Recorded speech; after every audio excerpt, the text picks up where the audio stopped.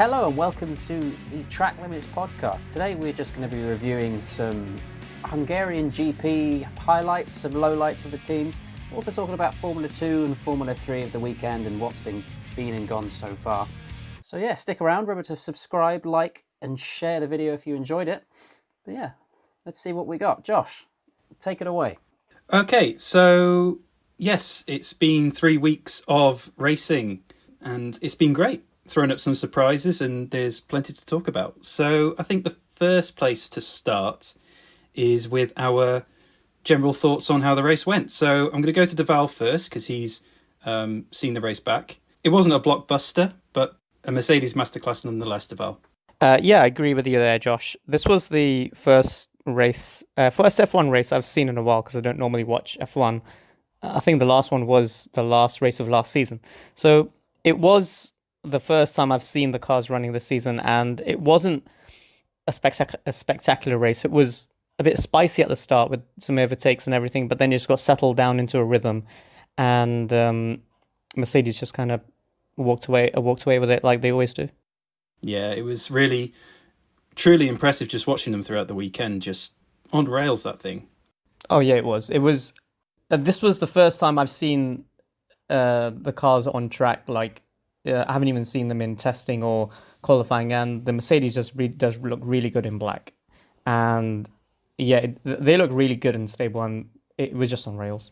You listen to Martin Brundle and Paul di Resta when they're talking about the car, and even when they're watching like on the SkyPad, they are blown away by how fast specifically the Mercedes compared to any other car on the grid is able to go around. Like turn 4 at Hungary is like that really challenging uphill left-hander that's, I would have said, a semi-fast corner. And the way that the Mercedes can take that corner, it blows even those drivers who have driven F1 cars away. So it must be quite a machine. Yeah, I think they audibly gasp as they watch it go around the lap. And it seems like Hamilton is just at one with that track as well. Hungary is just, it's his home, basically, his home from home. It's 8 wins around there now. 8, as much as 8. More than Schumacher, or is it the same as Schumacher? It's the same as Schumacher at France. I don't know which French track. I think it's Magny-Cours. Magny-Cours, maybe, yeah. Classic. It's probably Magny, isn't it? Because they love the meats and their letters together. The French are going to French it up. Manky cheese, I think is what it's called. Like that. I might be wrong. Manky cheese. But it was good for Hamilton. It was the Mercedes, but Bottas made life difficult for himself, didn't he? I don't know what it is about him. I feel like he tries to sometimes anticipate the starts, and he's done it before. You remember maybe 2 years ago in Austria, or it might even be 3 years ago now. He pulled away at the moment the lights switched off. And it was almost like, okay, he has been very lucky there not to jump start. And I'm sure he's been involved in some other sort of jump start. Is it a Finnish thing? I think Kimi Räikkönen has done it quite a few times as well. Yeah, they love it, don't they? They're quite jumpy people. Yeah, they should. It's quite funny. I mean, you think they jump the finish, not the start, but...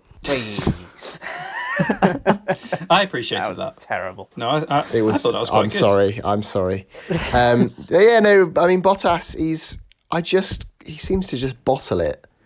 He always starts the season so well, but you can comfortably rely on the man to bottle it. To mess it up. But the thing is, I mean, as much as he did jump the start, everyone on that side of the grid on the first 4 rows or so got a terrible start. Yeah, Perez ended up down in Norris 10th as well. Or something. Yeah. Who was there? I think it was one of the Perez, Norris and Gasly. Gasly, yeah. Yeah, he didn't get a great start either. Well, I mean, it's probably quite difficult, although it was wet conditions, so you would have thought that the dirty side of the grid in wet conditions would be more grippy, but apparently not. So it's a funny one, but we'll see. It's a bit of a shame, I thought. I read the weather forecast on Friday, and I thought, we're in for some rain this weekend. I've not seen a wet race at Hungary before. I was quite looking forward to, and there was a lot of promise. It was raining in the paddock beforehand. I'd switch on the telly and see Paul di Resta carrying under an umbrella, and I thought, yes, we're in for a treat. And then it stopped, and it just sort of, well, it dried. And we had about 2 laps on the intermediates, and then it just turned into a dry race, which was a real shame, I thought. It could have, if it had gone on for a little bit longer, we could have had more cars out of place or a bit more of a mix-up of when to change onto the dry tyres, etc. But it was had all the promise, and it kind of just fell away. Yeah, rain usually does a good job of spicing things up a bit, doesn't it? Yeah, speaking of the tyres, I was impressed with the Haas drivers going onto the slicks before the start and then starting on the slicks.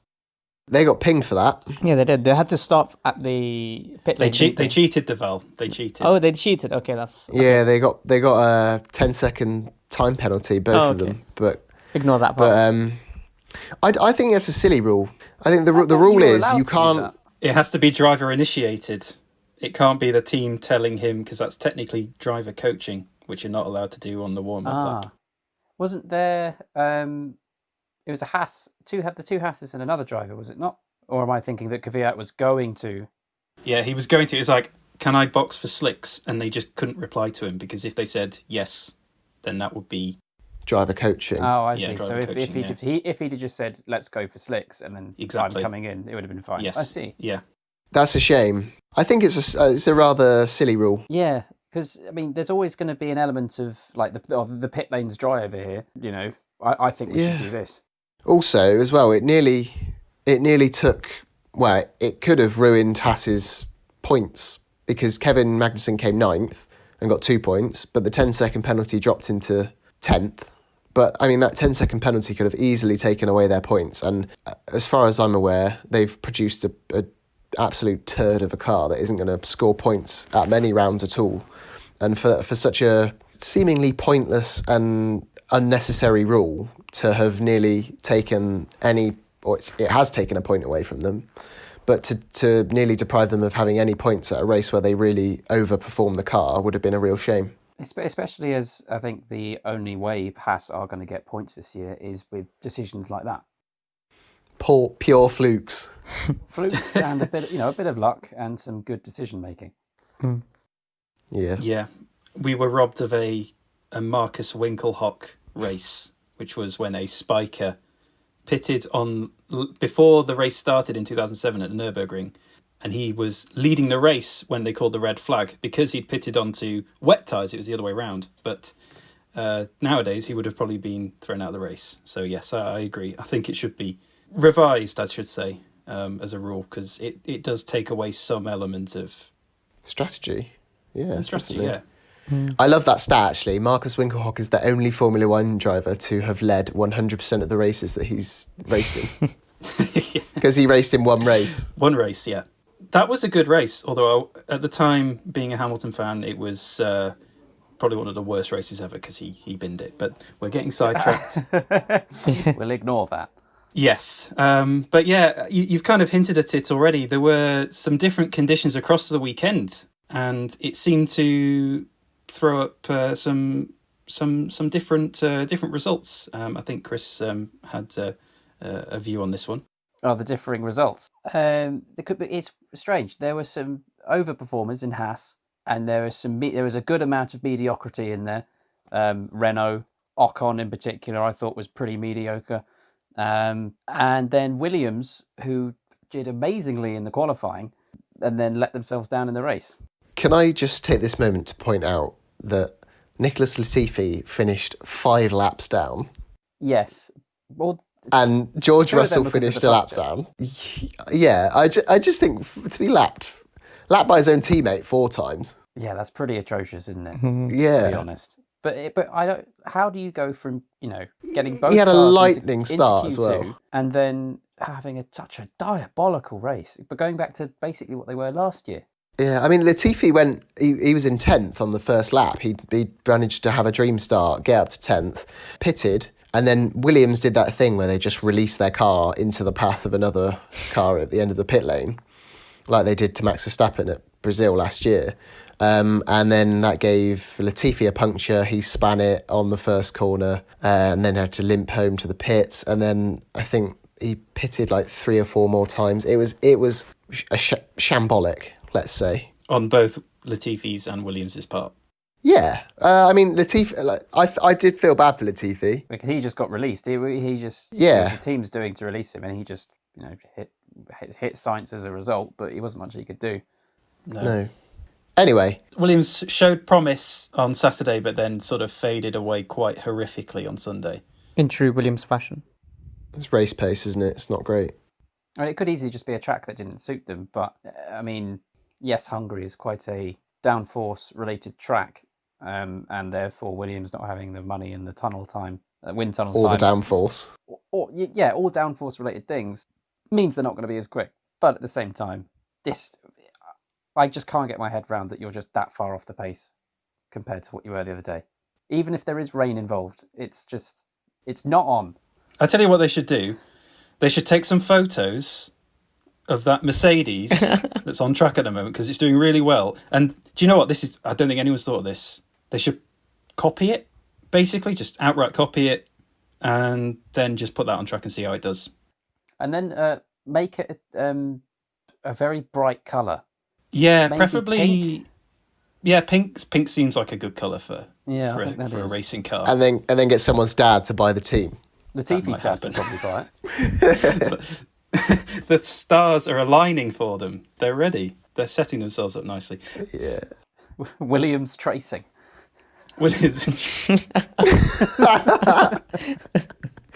Oh dear. Spot on, Chris. I think going from perhaps one end of the grid to near the other is the performance of the Red Bull this weekend as well, because it was quite tricky for them. The performance didn't quite seem there. I think it goes back to the weather, doesn't it? Because there was limited dry running. Obviously, it was dry qualifying, and they had, was it free practice 2 that was drenched? Yes, I think it was. And I think maybe, so, I mean, that limits the dry running, and I don't think Max and certainly wasn't happy with the setup of the car, and Alex was nowhere. I mean, the car's been built for Max, obviously, but I think, and this, I don't know, I get the impression that a lot of people are saying that Alex Albon is doing a really great job. And they said that at the end of last season as well. And from my opinion, and at the time, I seem to remember, he's doing all right. He outscored Max, and I said all these positive things about him. I think I was masking my own, or I was covering up my own sort of inner feelings that actually he's doing as good a job as Gasly was. Maybe he was a little bit braver on the overtakes and a little bit more ballsy on track, but ultimately he's still 3/10 down on Max, and in the race it's even worse. He's just falling off the back of him. I mean, it seems like with last year, his qualifying performances were masked by the fact that he took a new engine in his first race. He then crashed in Sochi, so had to start at the back of the grid anyway. So he didn't perform that well in qualifying last year, but then the fact that he was starting at the back of the grid anyway kind of hid his poor performances there, and came through the field to finish as high as he could, but still way off Verstappen, like you say. And then you come to this year as well. He's probably doing, I think he's doing a better job than Gasly did when qualifying for Red Bull, but he is on the race pace not performing to the same standard as Verstappen. But can you ever compare him to Verstappen? I feel like Verstappen's just a generational driver, and whoever's in that seat is going to be made to look bad. Yeah, I mean, I would argue that perhaps the pace of the... I know that Gasly did a woeful job last year. I'm not trying to stick up for Gasly's work at Red Bull last year, because it was truly terrifyingly bad. But the car last year had more competition. To qualify that Red Bull last year in a good place when Gasly was driving it was, I would say, more difficult, because you had the Ferraris up there as well. Although this year, I suppose you got the racing points. So, ignore that. Yeah, I mean, to be honest, Albon's not doing a good enough job. They're trying to, tart it up in a number of ways. They're saying, oh, he's got the pressure, or he can't get the setup of the car right. At the end of the day, he's in a car that Max Verstappen has taken to second place, third place, and he's had it on the front row of the grid. The only time when Albon looked to even threaten the front of a race was when he had 3 safety cars and a massive tyre advantage because of a good Red Bull strategy call. So as far as I'm concerned, he's underperforming. I think that's a hot take, that, isn't it? It is. That is quite a cutting summary, I'd say. I really don't know if I should continue with that point. I feel like you've put your point too well across that if I was to try and defend him, it would come across as desperate. So I like the guy. I really like the guy. Yeah, I wish it wasn't like that, but it is. Josh. I think I want to defend him. I like him, but Phil makes some very good points. I really like the guy. Was some luck and good decision making on the team's part. It looks like the car is difficult to set up generally, and that was, I'd say, half proven by the fact that Verstappen put it in the wall before the race. What an idiot! Yeah. So We couldn't get away without mentioning that. Apparently, he went off in 2 other places as well on that warm up. On the not even the warm up lap, is it? It's on the way to the grid. That's what I find so baffling about it, is that the race was in half an hour's time.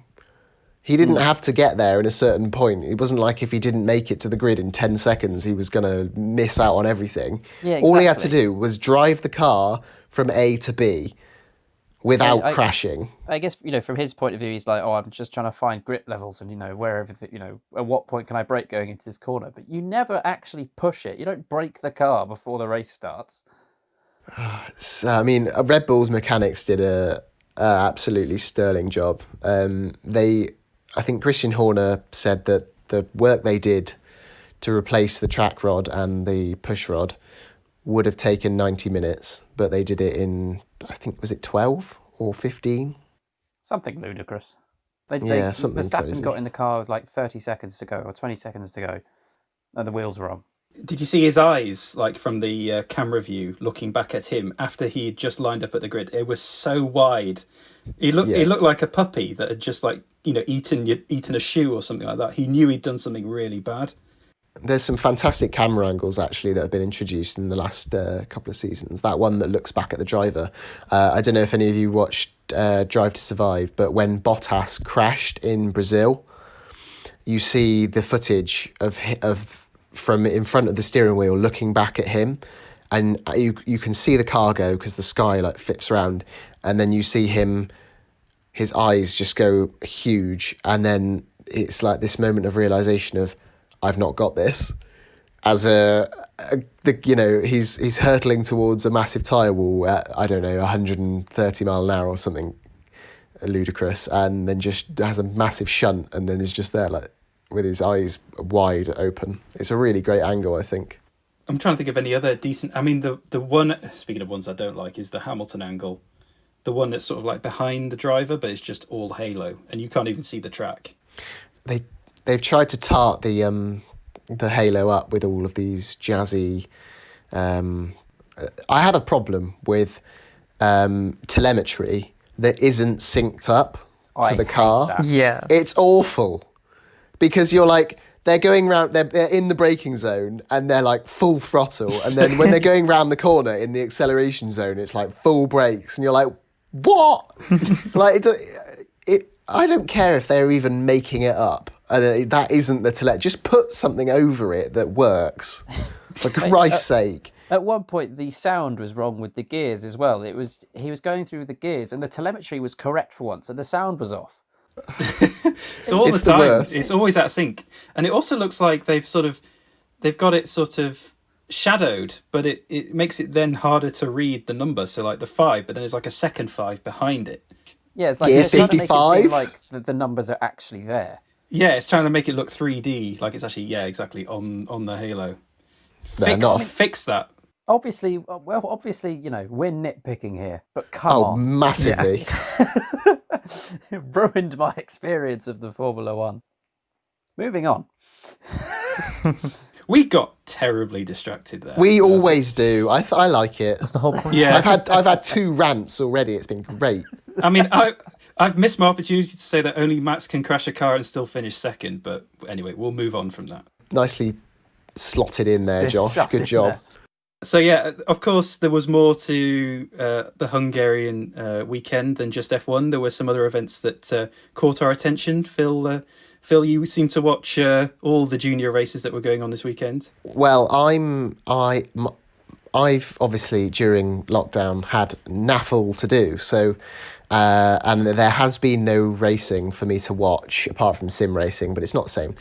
So when F1 made its comeback, or the Formula One Grand Prix weekend, as I should say, made its comeback, I decided to go at it full regalia. Yes, I thought I'm going to watch everything. So I have watched practice sessions on a Friday. Who even does that? I watch the qualifying and the practice sessions for Formula 3 and Formula 2, and I've watched the sprint races and the feature races. They're brilliant. The racing in Formula 3 and in Formula 2, I mean, largely, well, not largely, that's unfair, but down to some aspects of it are down to probably an experience of the drivers. Making moves everywhere. Yeah, audacious Alexander Albon-esque moves when they perhaps ought not to. But yeah, I just think the racing's fantastic. I mean, the cars have less downforce. They can run much more closely together. There's just a lot of talent in the fields. There's some great names. I mean, in Formula 2, there's 5 or 6 standout drivers, and the same in Formula 3. I mean, as well, you've had wet races. There's been more rain-affected races in the Formula 2 and Formula 3 schedule than there has in the Formula 1 schedule. So that aspect of it has been good. Also, I would have said that the main reason is that they run 2 races per weekend and a qualifying. They have a feature race and a sprint race. So the feature race is like your normal F1 style race, 25 points for a win. You qualify on the Friday, they qualify on, race on the Saturday, and then the top 10 in Formula 3 are reversed for a sprint race the next day, which is worth less points. I think it's 15 points for a win. Forgive me if the points are slightly out. I think there might be 27 in Formula 3 and 25 in Formula 2, and the top 8 switch round in Formula 2. But I mean, you've got a guy that perhaps is in a real quick car, nails it on Saturday, starts down in 8th or 10th on the Sunday for the second race. So what's not to love about that? No, it definitely throws in variety, just you guaranteed variety at that point. It's not just hoping for rain or hoping for a safety car. You know that in the next race that will come the next day, then there's going to be some work to do for the better drivers or the faster drivers at that track. So, like you said, I think it was Schwartzman this weekend that had the feature race. Schwartzman had a storming drive. The qualifying was wet. I mean, Robert Schwartzman's he's a rookie. He's Mick Schumacher's teammate. Schumacher was in F2 last year. They're with the Prema team, which is the team that took Charles Leclerc to the title in 2017. They are a good team. It's a good car. It's a race-winning car. And I think Schumacher's had his fair share of bad luck this season. He's had a few silly mistakes as well, let's say, and he needed a good performance at Hungary to get his championship on track. And his teammate Schwartzman, who is new to Formula 2, rookie, as I said, has just made a fantastic start to the entire championship, leading after 3 rounds. He's had 2 race wins, I believe, but he just always seems to be there in the points. He's a mature driver. He even said after the first race that he was thinking of the championship. I think that's not all of the drivers in Formula 2, but some of them I think are there, and they think, yeah, I'm going to go for a win at all costs. Go for a win. Go for this overtake. And I think it takes quite a mature, measured driver to perhaps not overtake and get the points for fourth rather than being on the podium, etc. And that's what Schwartzman's doing. But he started 11th on Saturday after a wet quali, so didn't particularly perform too well in the wet qualifying session. Then he ran an alternate tyre strategy to the top 10, so all of the top 10 started on the more hard. It's not the hard tyre, it's the medium tyre, but the harder of the two compounds. No, they didn't. Completely scrap that. They started on the soft tyre and then stopped early and ran the medium tyre for the majority of the race distance. Schwartzman did the complete opposite, ran the medium tyre deep into the race and then I think he came out in fourth or fifth, I think it's fourth, and had fresh soft tyres to just attack the cars in front of him. Ended up winning by about 18 seconds. Great drive. Yeah, he was catching the leaders at about 4 seconds a lap. Give you That's a huge idea amount. of the tyre difference. It's an absolute just chasm of time in racing terms, isn't it? It's as if he was in another class. Yeah. Because I mean, how long are the races in Formula 2? Because at 4 seconds a lap, if there's only how many laps? I think there's around 40 laps. So it's 35 to 40. a shorter race to make that much distance per lap. Yeah, I think the race is just over an hour usually. Yeah, I mean, the tyres really were the reason for that. I think when he was on the medium tyre, he was coming to the end of his stint, so he'd done about, 30 laps, 40 laps, no, sorry. Maybe 28, I think he came in. 28 laps, yeah, so he was probably about 25 laps in, and he was running on the same pace on old mediums as the front runners were on basically brand new mediums. So he was doing a really good job with the tyres. But then he was on the way faster tyre and a way grippier track at the end. So that explains some of that difference. But he put it all together. He was the one that needed to deliver, and he did it. And he was very impressive. I think as well, the Formula 2 drivers, it's so key for them to be able to get on terms with the tyres.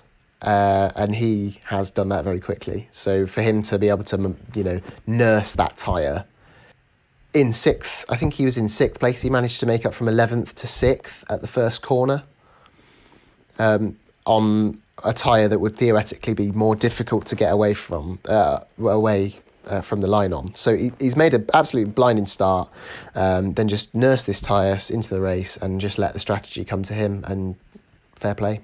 Great drive. Yeah, a standout performance by him. Definitely. Another name I wanted to mention in F3 is Théo Pourchaire. He is 16 years old, and he has the unique ability to make me feel old and useless. He's Great managed name as well. Yeah, well, he's French. I think it's Théo Pourchaire, but it's probably it's pronounced Théo. Like Teo Fabi, I guess, as a driver in the 90s. But, or it might have even been 80s. Sometime. Anyway, he's 16 years old. He was the first repeat winner in Formula 3. He has just got better and better. I think the first race he qualified, or the first round he qualified 20th, second round 5th, the third round that we just had he qualified 3rd. So pole next time. It's got to be. Easy. He's already done it, don't worry.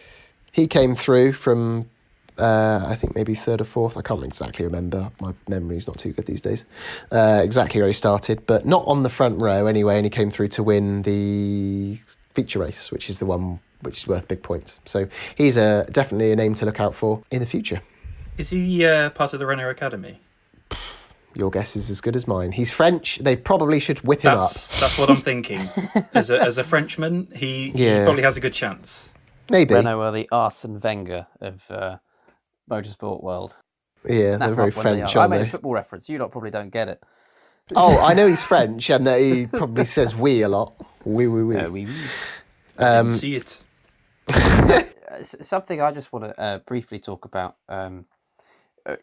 Phil's mentioned it. The reason the races are so good is because of reverse grids. Or a reason being, anyway. We've talked about it before. Should Formula One have reverse grids? I think before the racing started back in June, we were talking about this. At the time, we were thinking complete reverse grids, i.e. first starts last.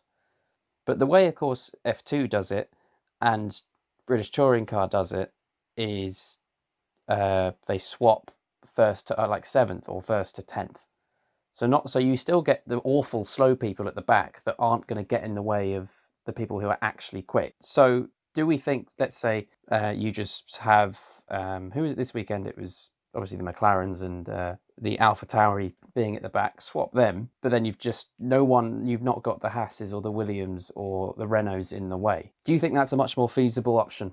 I think what it comes down to, I guess, is that it comes down to whether Formula One want to make it a 2-race thing. And they want to, the championship has historically always been qualify on a Saturday, race on a Sunday, one race. That's where all the points are. That's where everything happens.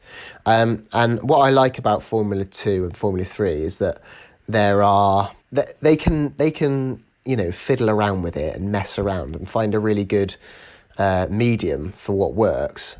And people aren't going to be up in arms about it. They're not going to be like, this goes against everything that Formula 3 has ever stood for, because it's just not that big. I think if you tried to fiddle with F1, you'd get the hardcores come out with their anoraks and hit you around the face. With their anorak. With them.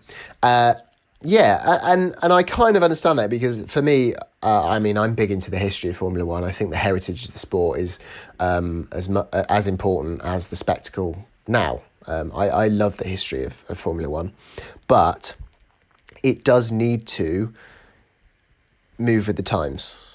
And when you're sat at home, and I'm more looking forward to a reverse grid Formula 2 race than I am the Formula 1 race on the very next day, that says something to me. I just think, trial it. I'm so gutted. They had such a unique opportunity this year to have a different championship. That's what I'm thinking. We don't know how many rounds it's going to be. It's 10 rounds at the minute, but let's say we end up with a 14 or a 15, 16 round championship. That's what they used to have back in the early 2000s anyway. We just got loads more races nowadays. But they could have run something a little bit different, and it could have been like a sort of trial and see what happened. Yeah, because if you're at the same track 2 weekends in a row, there's a perfect opportunity to just have what would have been the qualifying on a Saturday, a small reverse grid race that does the grid for, Sunday or whatever. So much opportunity and scale to try things.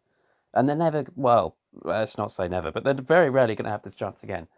Yeah, I think when obviously it's Liberty Media, isn't it, the company that run Formula One? Mr. Moustache. I think when Bernie was in charge, I think they tried this new qualifying format, didn't they? Where they had, each minute the car in last would be dropped out, and they'd be then eliminated. But what that actually meant is that no cars went and did anything until the very last moment. So they scrapped that. But what I liked about Bernie is that he allowed that to be trialled.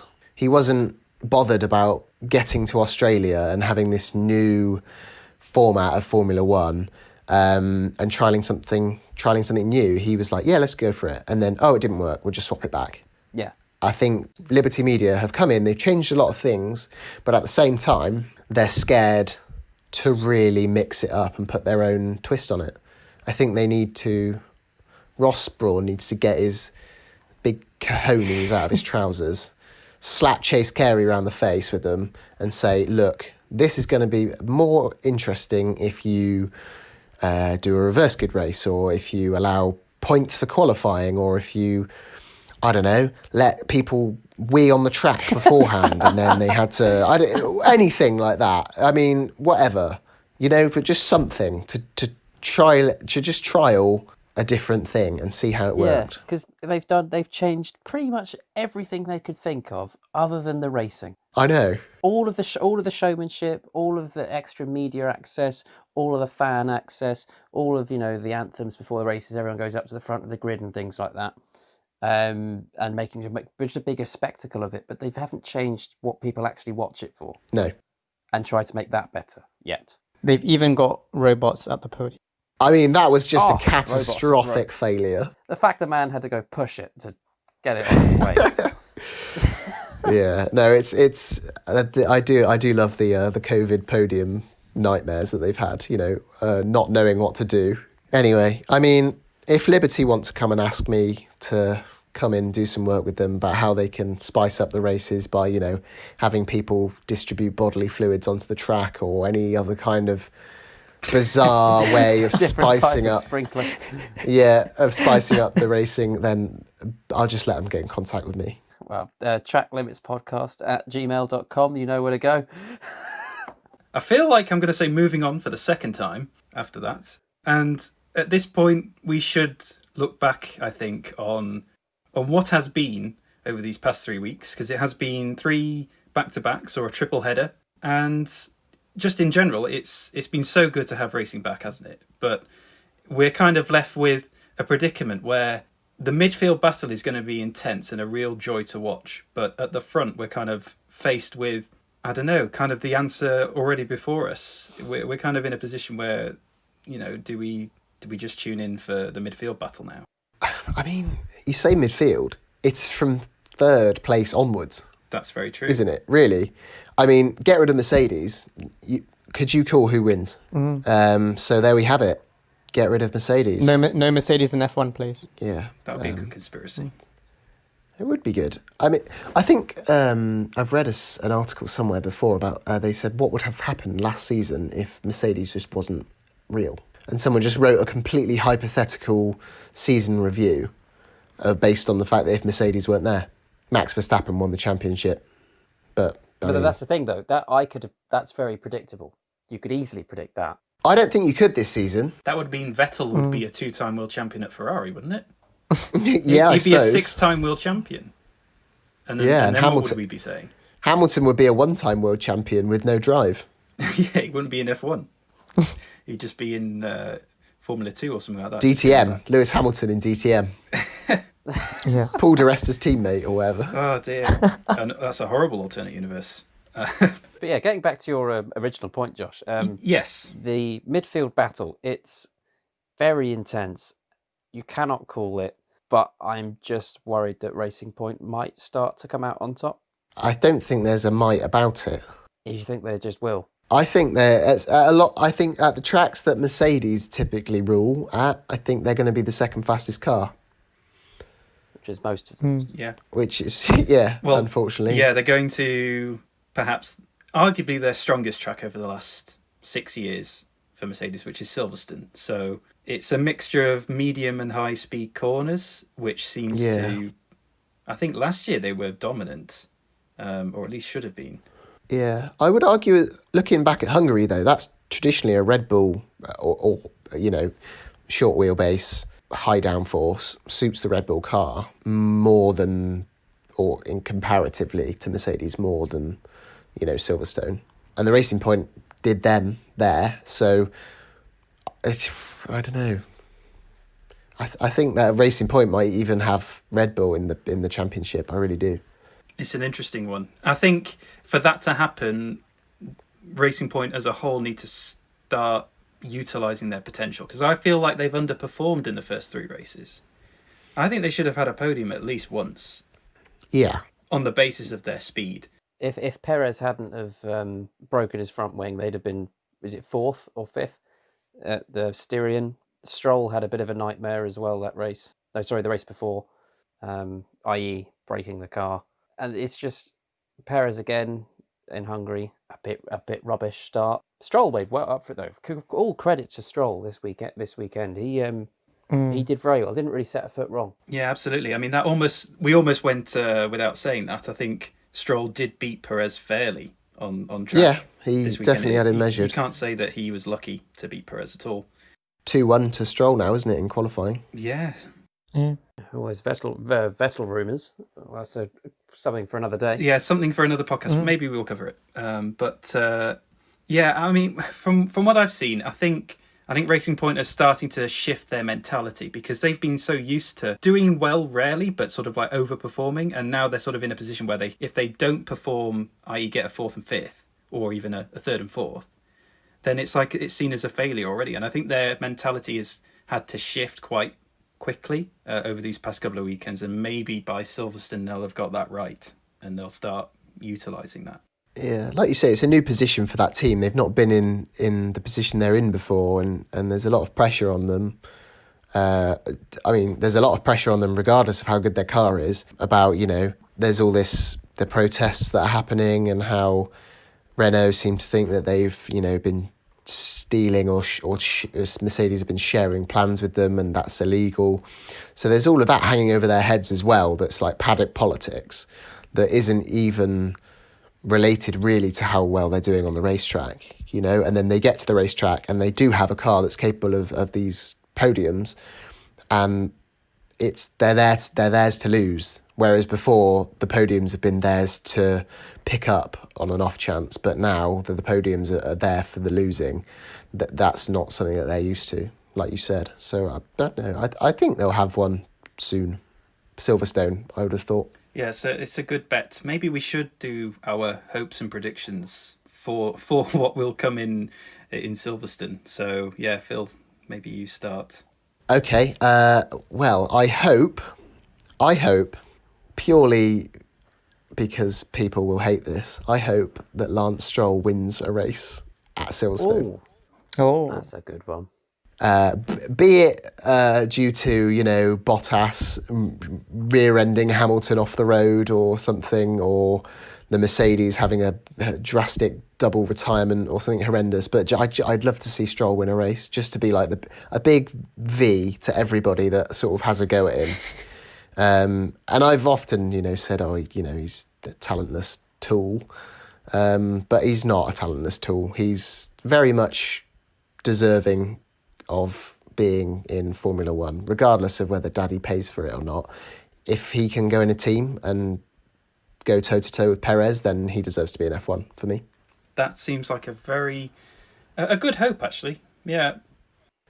Prediction.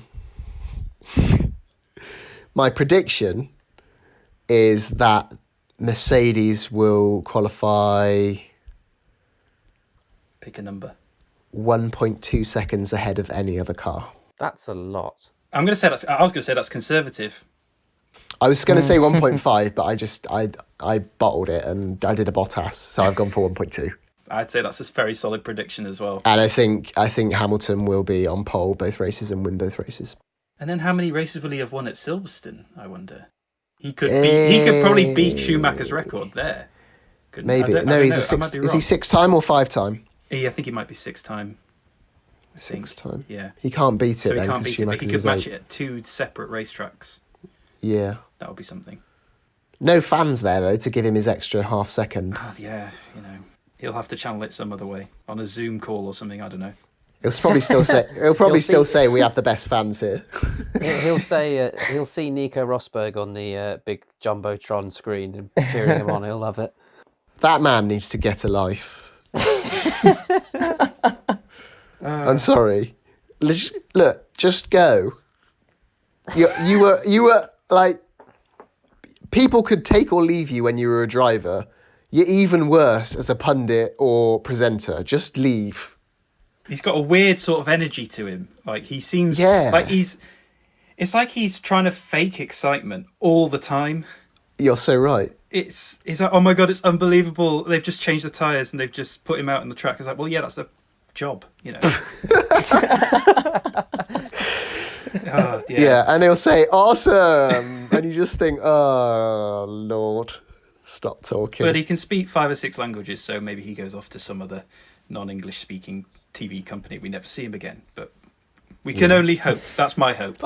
I don't mind him being in the paddock, like he's a world champion. He's allowed to be there, but maybe just be there, like Jackie Stewart. Just go, if the TVs come and talk to you, just say a little bit and that's it.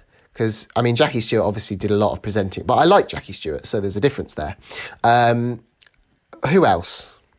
Keke Rosberg. He's sometimes at the, he's a world champion. And he's been at the races and they've gone, oh, Keke, how are you? And he'll say, yeah, I'm okay.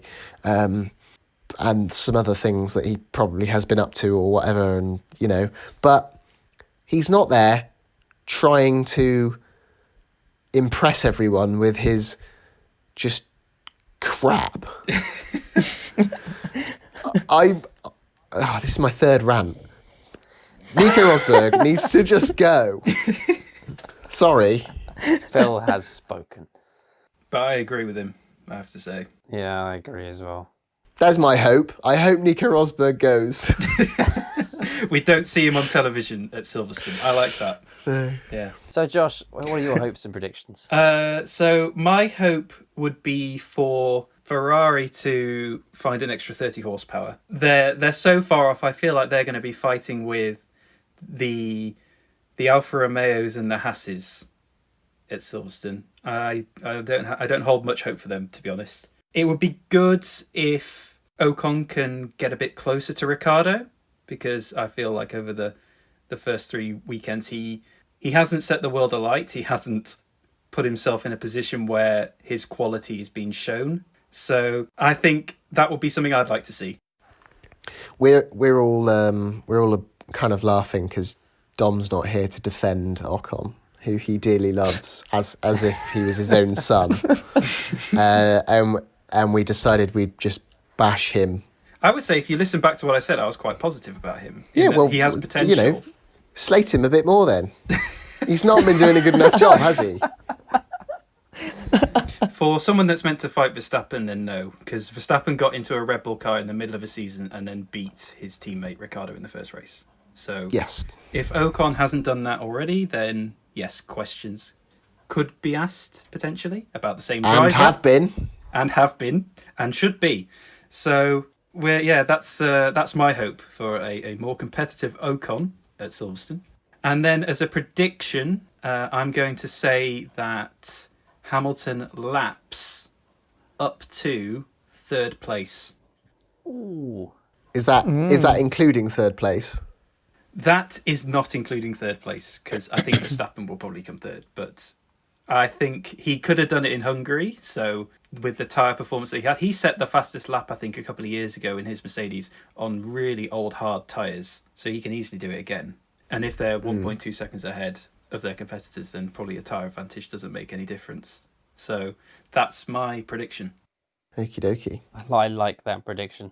I predict that it will be a Mercedes 1-2, Hamilton, Bottas with Verstappen third. That is going to be the top three. That'll be my prediction. But I have two hopes, really.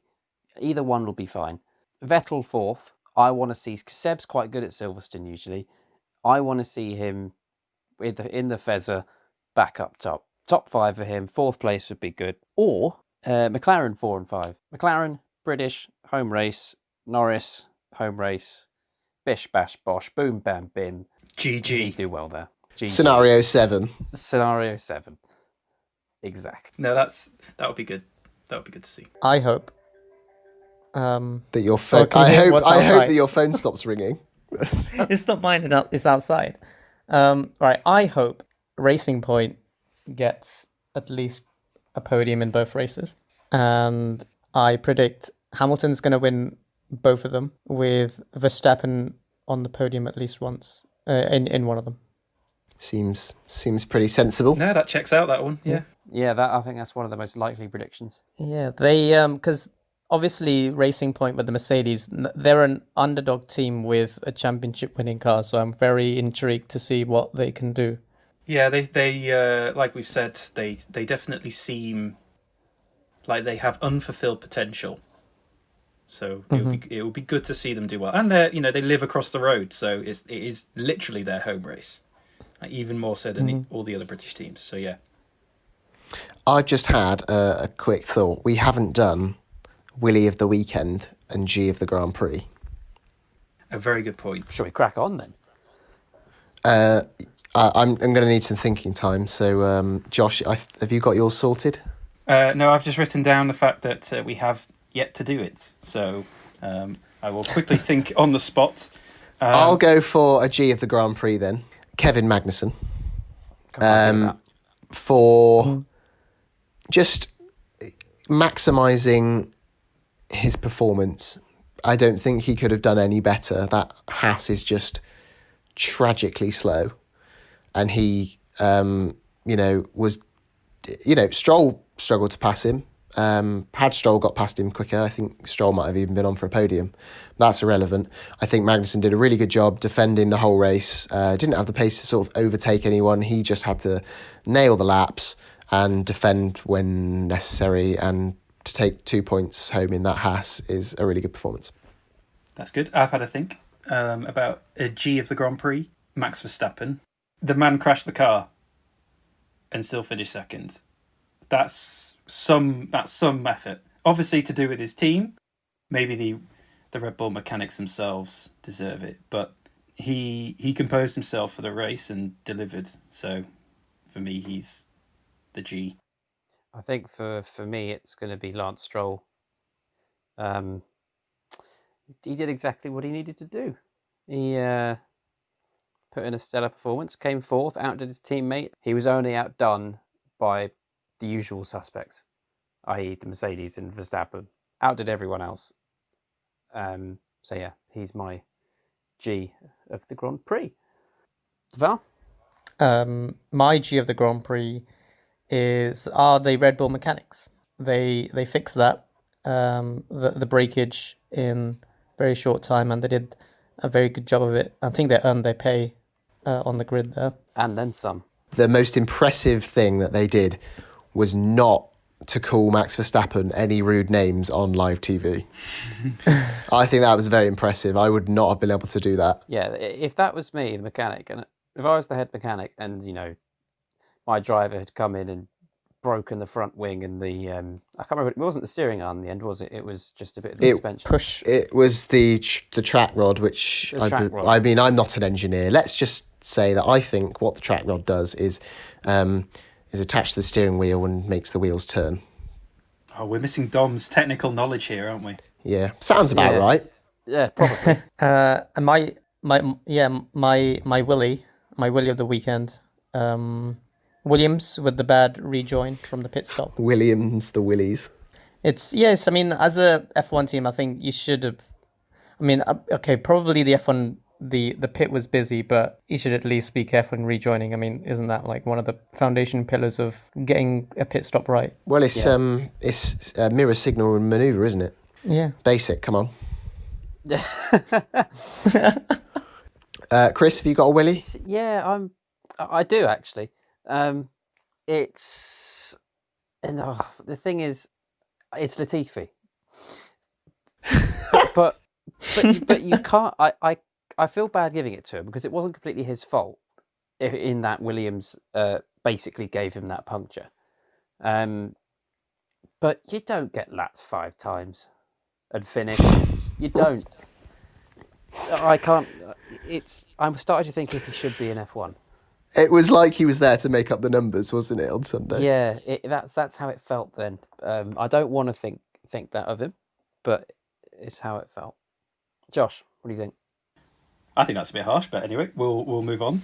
My Willie of the weekend is going to be Honda, because I think they ruined Gasly's time to shine in that he managed to get to the top 10 in qualifying with what sounded like a broken engine, and then in the race he retired, and he was running reasonably well, I think, at that point. So he could have had a much better result. The same with Verstappen and Albon. Albon was asking in the race, give me more power. Why aren't you giving me more power? That's Honda's fault, I think. They're still lacking a lot. Yeah. Phil? Right. My Willie of the weekend is Bottle Job Bottas. I mean, he was the championship leader. I've already gone on about this already in this podcast. Every bleeding year he comes in, he's like, yeah, I'm just going to take it race by race and take it to Lewis. And then every year he starts really well and just fluffs it up. He's done exactly the same again. He could have, even if he'd, fair play, Lewis Hamilton last week at Austria, the second race in Austria, unstoppable. And again, this week at Hungary, unstoppable. But he's got to come second. In a car with that advantage, you have to come second. You don't go from second on the grid to 8th at the first corner and still have a shot at the championship. You can't make mistakes like that. Yeah, I think that's fair. Harsh, but true, I think. But Mercedes have got the only reason he gets away with it is because that Mercedes car is such a gulf in performance from it to the rest of the cars. He can still just drive it back to P3, like pedestrian drive back to P3. And throughout his whole time at Mercedes, when he's made errors, the car's been good enough for him to make his way back through. He's not going to win a championship if he keeps making mistakes like that. Because I genuinely think he could win a championship. He has the speed and the pace to be able to, with a little bit of luck, just like Nico Rosberg did, to be able to beat Hamilton.